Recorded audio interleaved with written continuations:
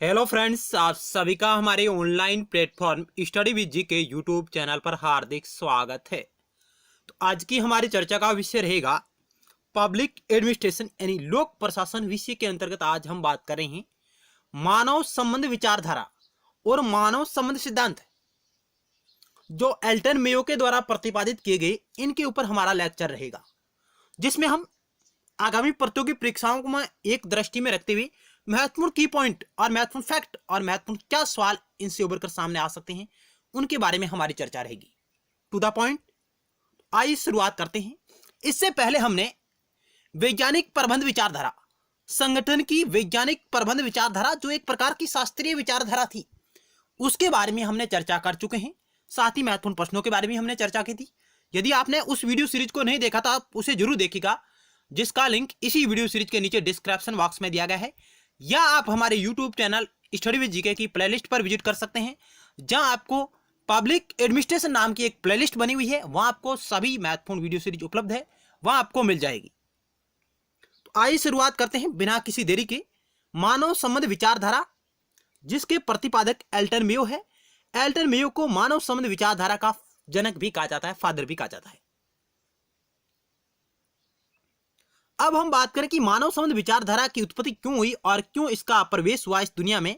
क्योंकि जब शास्त्रीय विचारधारा, जिसके अंतर्गत वैज्ञानिक प्रबंध विचारधारा थी, जिसने संगठन में उद्योग जो संगठन थे, जो कारखाने थे, उसमें मानवीय जो संबंध थी, मानव के जो तत्व थे, जो अनौपचारिक जो संबंध थे, उनको उन्होंने अनदेखा कर दिया था।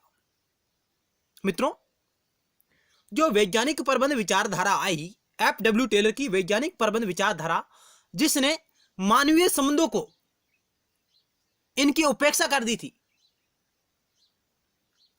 वैज्ञानिक प्रबंध विचारधारा ने केवल औपचारिक संबंधों पर बल दिया। जो संगठन के नियम थे, जो कानून थे, जो कार्य थे, जो उत्पादन था, केवल उसके ऊपर उसका ध्यान रहता। और मानव का जो व्यवहारिक पक्ष है, उसकी उन्होंने अनदेखी कर दी थी। इसी की प्रतिक्रिया के स्वरूप एल्टन मेयो, जो हार्वर्ड यूनिवर्सिटी के ग्रेजुएट विचारधारा ऑफ बिजनेस एंड एडमिनिस्ट्रेशन में इंडस्ट्रियल रिसर्च के प्रोफेसर थे। एल्टन मेयो कौन थे तत्कालीन समय में? तो आप कह सकते हैं कि हार्वर्ड यूनिवर्सिटी के ग्रेजुएट विचारधारा ऑफ बिजनेस एडमिनिस्ट्रेशन में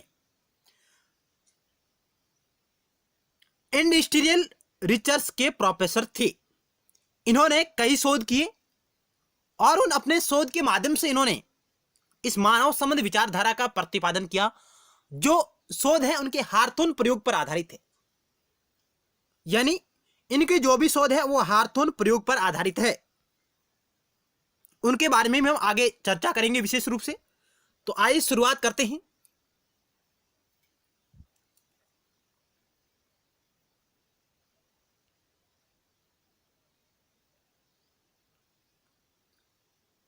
मानव संबंध विचारधारा, जिसके जनक एल्टन मेयो है, जिन्होंने हार्थोन प्रयोग के माध्यम से वैज्ञानिक प्रबंध विचारधारा, जो एक प्रकार की शास्त्रीय विचारधारा थी, उसके पक्ष थे, उसने जो पक्ष और विचार रखे उसको इन्होंने नकार दिया था हार्थोन प्रयोग के माध्यम से। एल्टन मेयो ने, कहने का मतलब यह रहेगा कि एल्टन मेयो ने जो प्रयोग किए वो हार्थोन प्रयोग कहलाते हैं।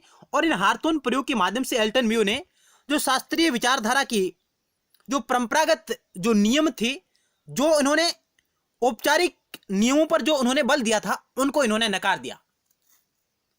नकारा क्यों? क्योंकि वो मानव के व्यवहारिक पक्षों की उपेक्षा कर रहे थे। मानव के संबंधों को मानव के संबंध और सामाजिक संबंध है, उनको वे महत्व नहीं दे रहे थे। इस कारण उन्होंने वैज्ञानिक प्रबंध विचारधारा, जो एफ.डब्ल्यू. टेलर द्वारा प्रतिपादित है, उसको इन्होंने हार्थोन प्रयोग के माध्यम से नकार दिया। लोक प्रशासन को व्यवहारिक स्वरूप प्रदान किया, यानी एल्टन मेयो ने मानव संबंध विचारधारा के माध्यम से लोक प्रशासन, पीए का मतलब है पब्लिक एडमिनिस्ट्रेशन, को उन्होंने व्यवहारिक स्वरूप प्रदान किया। और कर्मचारी इंसानी गुण के साथ इंसान होते हैं, यह बात उन्होंने प्रतिपादित की। एल्टन मेयो ने क्या कहा कि जो मानव है, जो किसी संगठन में अपने मानवीय गुण के साथ आता है और उसी के साथ वह जीवन भर अपना जीवन व्यतीत करता है। यह बात एल्टन मेयो कहते हैं। साथ ही इन्होंने कहा कि जो मानव संबंध सिद्धांत है या मानव संबंध विचारधारा है, यह सिद्धांत संगठन को एक सामाजिक व्यवस्था के रूप में देखता है। यानी मानव संबंध विचारधारा संगठन को एक सामाजिक व्यवस्था के रूप में देखती है, साथ ही में अनौपचारिक संबंधों को महत्व प्रदान करती है। तीसरी बात इन्होंने कहा कि अनौपचारिक तत्व है, जो भी अनौपचारिक बाहरी तत्व है, वह समग्र रूप से संगठन के उत्पादन में एक महत्वपूर्ण भूमिका अदा करते हैं। एल्टन मेयो कहते हैं कि मानव संबंध विचारधारा के माध्यम से कहते हैं कि जो अनौपचारिक तत्व है मानव के या किसी संगठन के अनौपचारिक तत्व है, वह समग्र रूप से समेकित रूप से संगठन में उत्पादन को बढ़ाने में एक महत्वपूर्ण भूमिका अदा करते हैं। यह बात भी एल्टन मेयो कहते हैं। चौथी बात वो ये कहते हैं कि संगठन का व्यक्तिगत नीति शास्त्र के बजाय सामाजिक नीति शास्त्र होता है। इन्होंने कहा कि संगठन का व्यक्तिगत नीति शास्त्र के बजाय एक सामाजिक नीति शास्त्र भी होता है। कहने का मेरा मतलब यह रहेगा कि एल्टन मेयो ने कहा कि जो संगठन है उसका केवल व्यक्तिगत नीति शास्त्र नहीं होता है, उसके बजाय उसको एक सामाजिक नीति शास्त्र भी प्रभावित करता है। तो कुल मिला के जो बात हमारे सामने उभर कर आती है कि एल्टन मेयो ने वैज्ञानिक प्रबंध विचारधारा जो एफ.डब्ल्यू. टेलर ने दी थी उसको एकदम नकार दिया। कारण क्या था? क्योंकि वह किसी संगठन में या किसी उद्योग कारखाने में मानव के व्यवहारिक पक्ष या सामाजिक पक्ष की उन्होंने अवहेलना की थी, उनका इन्होंने महत्व नहीं दिया था। इस कारण एल्टन मेयो ने उसको नकार दिया। अब आगे हम बात करते हैं टू द पॉइंट। तो पीए को व्यवहारिक स्वरूप प्रदान किया मानव संबंध विचारधारा ने, क्योंकि इससे पूर्व शास्त्रीय विचारधारा जिसमें वैज्ञानिक प्रबंध विचारधारा मुख्य रूप से है, संगठन में मानवीय व्यवहार को अनदेखा कर दिया था। इस कारण अब शास्त्रीय विचारधारा के अंतर्गत क्या था, वैज्ञानिक प्रबंध विचारधारा के अंतर्गत क्या था, क्या कि वह एक मानव के साथ एक वस्तु की तरह व्यवहार किया करती थी। यानी जो वैज्ञानिक प्रबंध विचारधारा थी वह मानव के साथ एक वस्तु की भांति व्यवहार किया करती थी। वह अनौपचारिक संबंधों को महत्व नहीं देती थी मानव के। दूसरी बात यह थी कि वह संगठन में मानव के स्थान पर संगठनात्मक इकाइयों की संरचना, यानी मानव के स्थान पर वह संगठनात्मक इकाइयों की संरचना औपचारिक सिद्धांतों और कार्यों के नियमों पर अधिक बल दिया करती थी।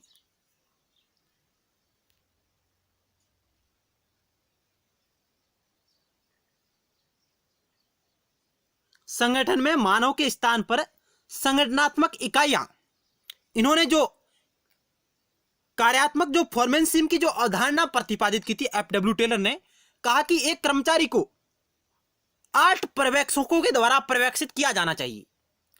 संगठनात्मक इकाइयां जो उन्होंने गति अध्ययन वगैरह इत्यादि जो अलग अलग प्रकार के पर्यवेक्षक नियुक्त किए थे, उन्होंने कहा कि किसी संगठन में एक कर्मचारी को 8 पर्यवेक्षकों के द्वारा पर्यवेक्षित किया जाना चाहिए। तो उन्होंने इस पर बल दिया, उसकी संरचना पर उन्होंने बल दिया, औपचारिक सिद्धांतों पर उन्होंने बल दिया। औपचारिक सिद्धांतों की व्यवस्था की शास्त्रीय विचारधारा ने, वैज्ञानिक प्रबंध विचारधारा थी, उसने कार्यों के नियमों पर अधिक बल दिया और सिद्धांतों के निर्माण पर उन्होंने बल दिया था। और उन्होंने मानव के जो व्यवहारिक पक्ष है उसकी उन्होंने अनदेखा कर दिया था, उसकी उपेक्षा कर दी थी। तो ये उसके लिए कुछ उत्तरदायी कारण है। यानी मानव संबंध विचारधारा के उदय के लिए उत्तरदायी कारण क्या है? तो ये कारण है। नेक्स्ट कारण क्या है? नेक्स्ट आपका कारण रहेगा उत्पादन को किस प्रकार अधिक से अधिक बढ़ाया जाए, इस पर विशेष ध्यान दिया। जो शास्त्रीय विचारधारा थी, वैज्ञानिक प्रबंध विचारधारा थी एफ.डब्ल्यू. टेलर द्वारा प्रतिपादित, उसने कहा कि संगठन या कारखाने में ज्यादा से ज्यादा उत्पादन बढ़ाया जाए। यानी उत्पादन को अधिक से अधिक बढ़ाने पर बल दिया। और यह किसी भी तरीके से बढ़ाया जा सकता है, या तो कर्मचारी को पुरस्कार देके, उसे लालच देके, या उसके पर दबाव डाल के किसी भी तरह से उत्पादन बढ़ाया जाए, इस पर उन्होंने बल दिया था, शास्त्रीय विचारधारा ने बल दिया था। यह भी एक मानव संबंध विचारधारा के उदय का प्रमुख कारण उत्तरदायी रहा है। इस कारण इन्हें उत्पादकता प्रधान विचारधारा भी कहा जाता है। जो वैज्ञानिक प्रबंध विचारधारा है उसे उत्पादकता प्रधान विचारधारा भी कहा जाता है, क्योंकि उन्होंने अधिक से अधिक उत्पादन पर बल दिया। मानव का जो शारीरिक पक्ष है उसकी उन्होंने अवहेलना कर दी थी। मानव को एक मशीन का पुर्जा समझ के रख दिया। उन्होंने मानव को एक मशीनीकृत मानव की संज्ञा प्रदान की थी। वैज्ञानिक प्रबंध विचारधारा ने मानव को एक मशीन का पुर्जा समझा कि यह इंसान है, जो ये मानव जो इंसान है यह कभी थकता नहीं है, यह अधिक से अधिक काम करता रहेगा। यही उन्होंने प्रतिपादित करने की कोशिश की थी। एल्टन मेयो के जो सिद्धांत थे उसमें उन्होंने इन विचारधारा को नकारने की कोशिश की, जबकि एफ.डब्ल्यू. टेलर ने इन विचारधाराओं का पक्ष लिया और इन्हें बढ़ावा देने की कोशिश की थी। मानव एक इंसानी पुर्जा नहीं है, वह एक मशीनी पुर्जा है। यह बात एफ.डब्ल्यू. टेलर ने कही थी।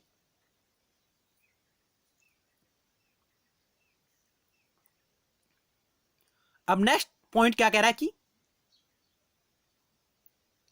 वैज्ञानिक प्रबंध विचारधारा ने कर्मचारियों के जीवन को यांत्रिकता में बदल दिया, यानी एक मशीन में बदल दिया था। वैज्ञानिक प्रबंध विचारधारा ने कर्मचारियों के जीवन को यांत्रिकता में बदल दिया, यानी एक मशीन में बदल दिया था कि आप ज्यादा से ज्यादा उत्पादन करें। उन्होंने कई सिद्धांतों का प्रतिपादन किया। एफ.डब्ल्यू. टेलर ने कहा कि एक कर्मचारी को, उन्होंने कार्यात्मक फोरमैनशिप की जो अवधारणा दी थी, कार्यात्मक जो प्रसिद्ध अवधारणा है एफ.डब्ल्यू. टेलर की, कार्यात्मक फोरमैनशिप की जो अवधारणा थी, इसके तहत उन्होंने कहा कि किसी संगठन में एक कर्मचारी को 8 पर्यवेक्षकों के द्वारा पर्यवेक्षित किया जाना चाहिए, जिसमें 4 लोग योजना का निर्माण करेंगे, योजना कक्ष में बैठेंगे, और 4 लोग कारखाना स्तर पर कार्य करेंगे, जो वहां की गतिविधियों का निरीक्षण करेंगे। इस प्रकार उन्होंने 8 पर्यवेक्षकों की एक कार्यात्मक फोरमैनशिप की अवधारणा प्रतिपादित की थी एफ.डब्ल्यू. टेलर ने। उसी को भी एल्टन म्यू ने नकार दिया था।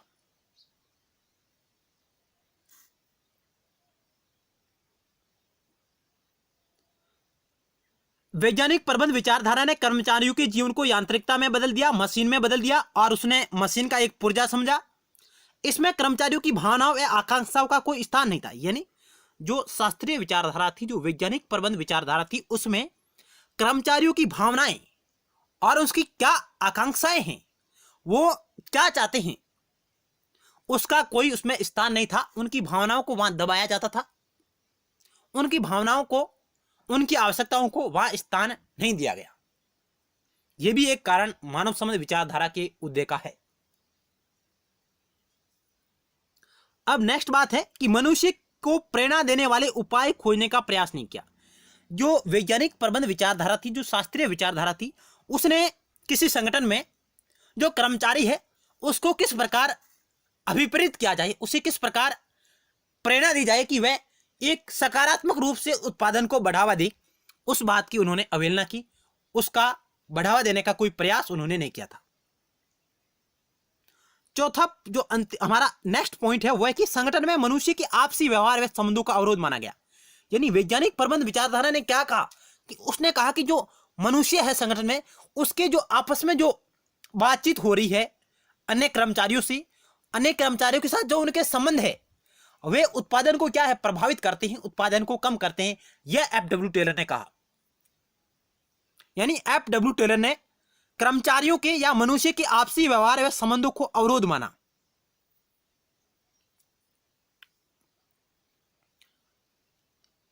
इन सभी कारणों व वैज्ञानिक प्रबंध विचारधारा की प्रतिक्रिया स्वरूप मानव संबंध विचारधारा का उदय हुआ। यानी ये सभी जो कारण थे, इन सभी कारणों व वैज्ञानिक प्रबंध विचारधारा की प्रतिक्रिया स्वरूप मानव संबंध विचारधारा का उदय होता है। मित्रों, अब जैसे ही मानव संबंध विचारधारा का उदय हुआ तो इसने क्या किया कि इसने मानव को अपने अध्ययन का केंद्र बिंदु माना। मानव संबंध विचारधारा मानव को अध्ययन का केंद्र बिंदु मानती है, न कि निर्जीव यंत्रों को, मशीनों को, नए कार्यों को, नए संसाधनों को। जिस प्रकार वैज्ञानिक प्रबंध विचारधारा ने निर्जीव यंत्रों यानी मशीनों को, कार्यों को और सिद्धांतों को और संसाधनों को अपने अध्ययन का केंद्र बिंदु बनाया, उसकी जगह मानव संबंध विचारधारा ने मानव के व्यवहारिक पक्ष को अपने अध्ययन का केंद्र बिंदु बनाया। साथ ही मानव संबंध विचारधारा ने अंतर्वैयक्तिक व्यवहार का अध्ययन करने के लिए मनोविज्ञान, मानव शास्त्र, समाज शास्त्र जैसे व्यवहारिक विषयों के ज्ञान का उपयोग किया। यानी उन्होंने कहा कि मानव के व्यवहारिक पक्ष को किस प्रकार सुदृढ़ बनाया जाए, किस प्रकार मजबूती उसे प्रदान की जाए, उसके लिए उन्होंने मनोविज्ञान का भी सहारा लिया, समाज शास्त्र का भी सहारा लिया और मानव शास्त्र का भी सहारा लिया। और इन सभी प्रयासों के माध्यम से संगठन के श्रमिकों या कर्मचारियों के प्रति व्यवहार में सुधार और परिवर्तन लाने के प्रयास किए गए। इन सभी कार्यों के माध्यम से संगठन के जो श्रमिक है, जो कर्मचारी है, उनके व्यवहार में सुधार व परिवर्तन लाने के प्रयास किए गए। और यह विचारधारा कर्मचारियों को मानवीय गरिमा प्रदान करती है कि मानव की क्या आवश्यकता है, उसकी क्या आकांक्षाएं हैं और उसकी भविष्य में क्या इच्छाएं हैं, उनको इसने महत्वपूर्ण स्थान दिया था मानव संबंध विचारधारा ने।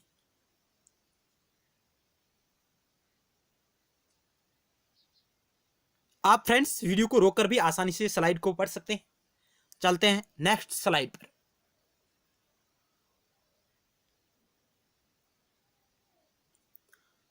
मानव संबंध विचारधारा टेलरवाद की प्रतिक्रिया स्वरूप आई, ये बात हम पहले चर्चा कर चुके हैं। तो बेसिक कुछ जानकारी इससे यहां लेने की कोशिश करेंगे कि मानव संबंध विचारधारा का विकास टेलर के वैज्ञानिक प्रबंध के सिद्धांतों की प्रतिक्रिया के रूप में माना जाता है।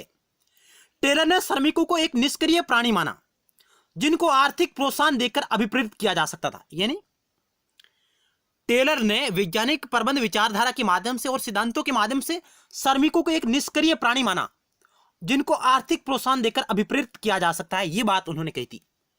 टेलर के सिद्धांतों में नियोक्ता व श्रमिकों के संबंधों पर ध्यान न देकर कार्य क्षमता व उत्पादकता की वृद्धि के प्रयासों पर जोर दिया गया।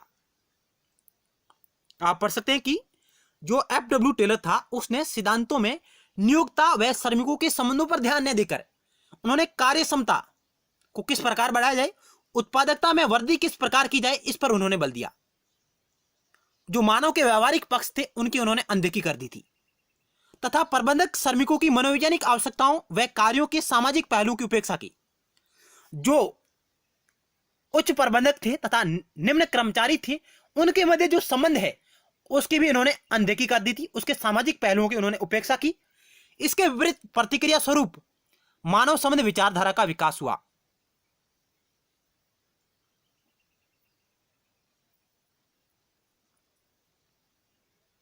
आप इस स्लाइड को वीडियो रोककर पढ़ सकते हैं। चलते हैं नेक्स्ट स्लाइड की ओर।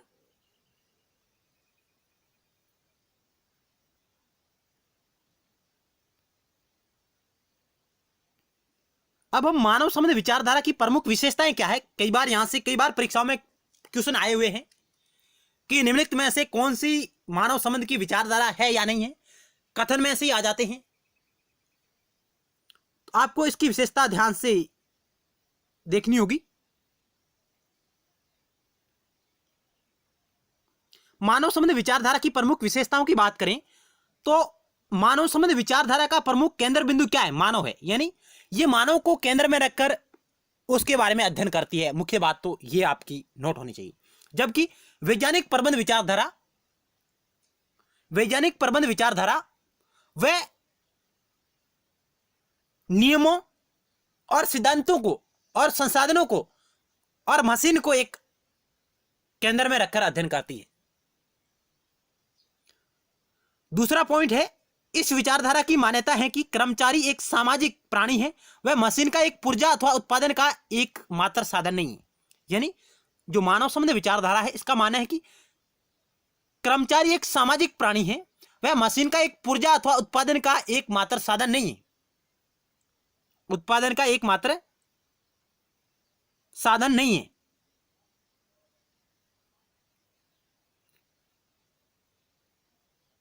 नेक्स्ट तीसरी विशेषता है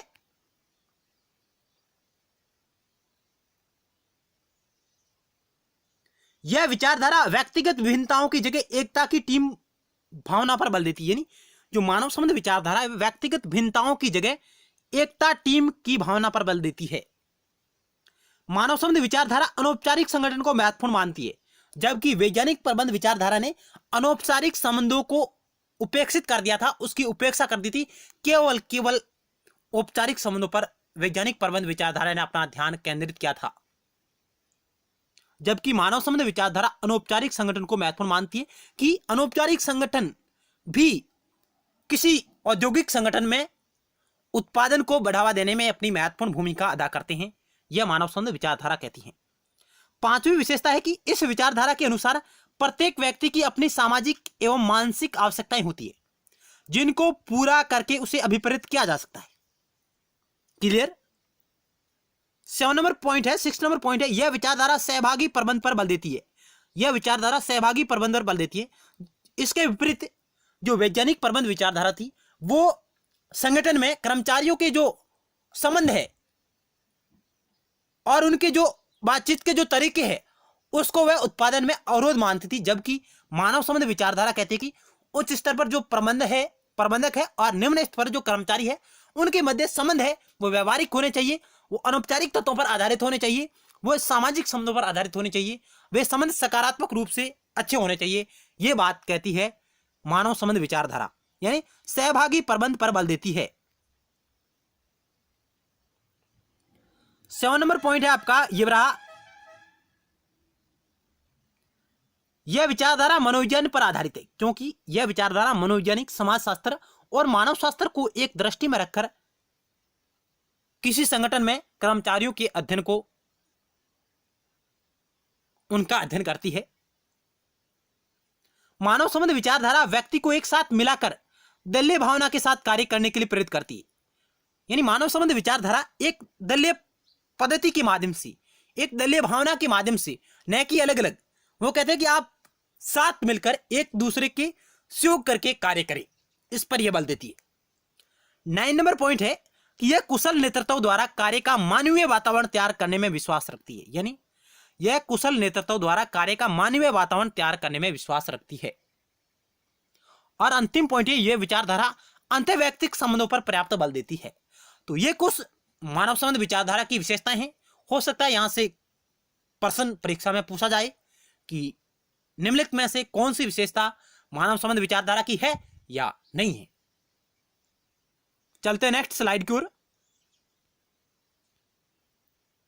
अब एल्टन मेयो से संबंधित और क्या महत्वपूर्ण फैक्ट है उनके बारे में चर्चा करते हैं।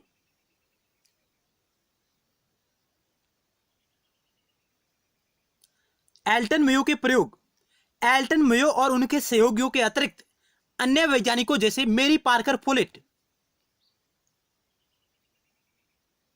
आदि ने संगठन में मानवीय पहलू को पर्याप्त आदर, मान्यता और सुविधा दिलाने का प्रयास किया। यानी एल्टन मेयो के अतिरिक्त यदि बात करें तो मेरी पार्कर फोलेट, जिन्होंने संगठन में मानवीय पहलू को भी मान्यता और सुविधा देने का प्रयास किया। एल्टन मेयो को मानव संबंध विचारधारा का जन्मदाता कहा जाता है।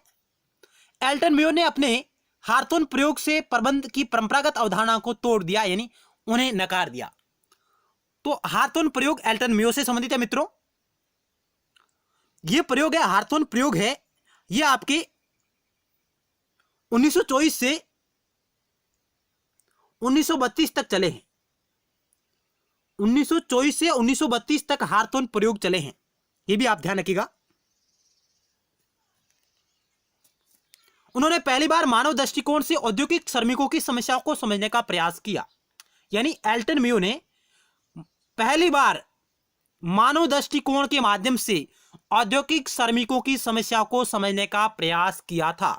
इन्हीं प्रयोगों के पश्चात औद्योगिक संगठन में मानव तत्वों को महत्व दिया जाने लगा। यानी एल्टन मेयो ने शुरुआत की थी और उसी के बाद ही औद्योगिक संगठन में मानवीय तत्वों को महत्व दिया जाने लगा। इससे पहले मानवीय तत्वों की उपेक्षा की गई थी।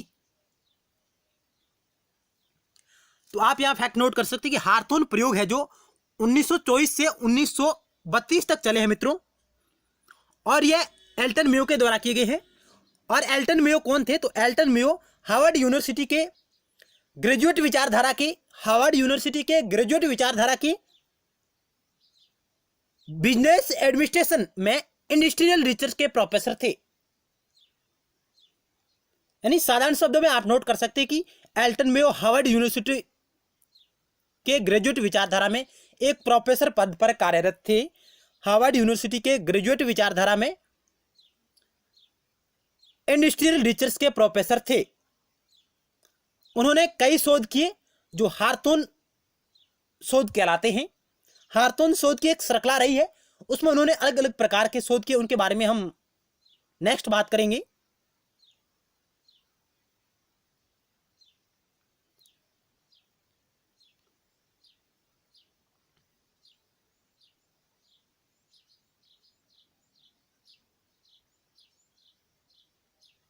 मानव संबंध विचारधारा में एल्टन मेयो का योगदान।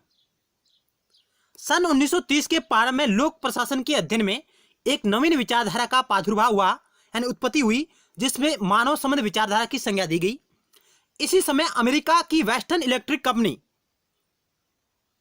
जो शिकागो में है, वर्तमान में अमेरिका के शिकागो शहर में, अमेरिका के यूएसए के शिकागो शहर में वेस्टर्न इलेक्ट्रिक कंपनी में एक नया प्रयोग शुरू हुआ, जो हार्थोन प्रयोग के नाम से प्रसिद्ध हुआ। यानी आप ये जगह नोट करिएगा, यहां से भी कई प्रकार के सवाल परीक्षाओं में पूछे गए हैं कि जो हार्थोन कारखाना है यह यूएसए के शिकागो शहर का हार्थोन कारखाना, जहां की वेस्टर्न इलेक्ट्रिक कंपनी में एक नया प्रयोग शुरू हुआ, जो हार्थोन प्रयोग के नाम से प्रसिद्ध है। तो वेस्टर्न इलेक्ट्रिक कंपनी कहां है? तो ये आपकी है यूएसए के शिकागो शहर के हार्थोन कारखाना की एक कंपनी थी। हार्थोन एक जगह भी है और हार्थोन एक कारखाना भी है, वहां की ये कंपनी है वेस्टर्न इलेक्ट्रिक कंपनी। इसमें वो प्रयोग कर रहे थे, कौन? Elton Mayo.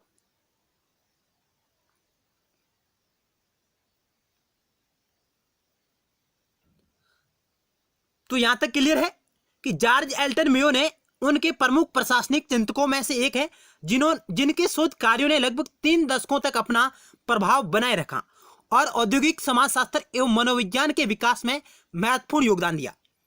मेयो को मानव संबंधी विचारधारा में महत्वपूर्ण योगदान दिया, क्योंकि मेयो व उनके साथियों द्वारा किए गए हार्थोन प्रयोग को मानव संबंध विचारधारा की आधारशिला माना जाता है।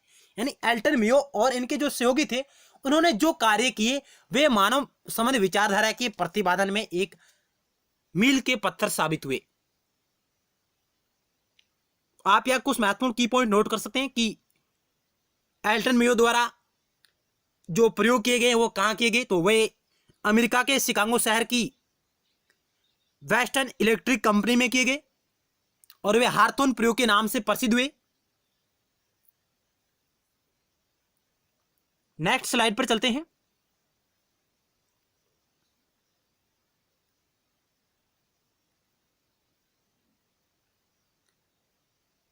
मेयो को मानव संबंध विचारधारा में महत्वपूर्ण योगदान दिया, क्योंकि मेयो एवं उनके सहयोगियों द्वारा हार्थोन प्रयोग को मानव संबंध विचारधारा की आधारशिला माना जाता है।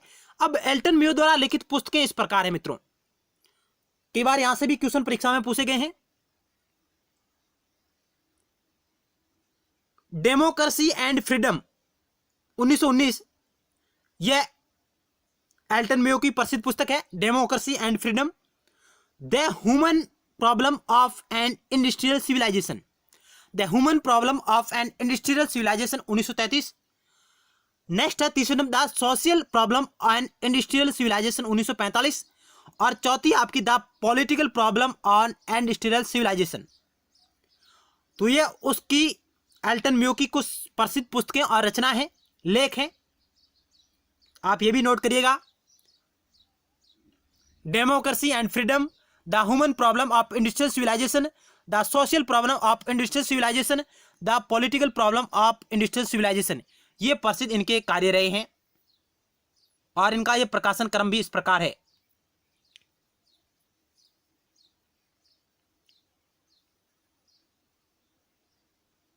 हार्थोन प्रयोग में मेयो को सहयोग देने वाले अनुसंधानकर्ताओं में एफ.जे. रॉथिसबर्गर,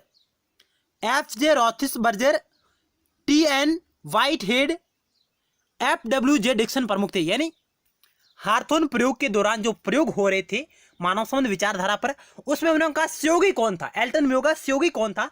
तो आप कह सकते हैं एफ.जे. रॉथिसबर्गर, टी.एन. व्हाइटहेड, एफ.डब्ल्यू.जे. डिक्सन, ये प्रमुख सहयोगी थे।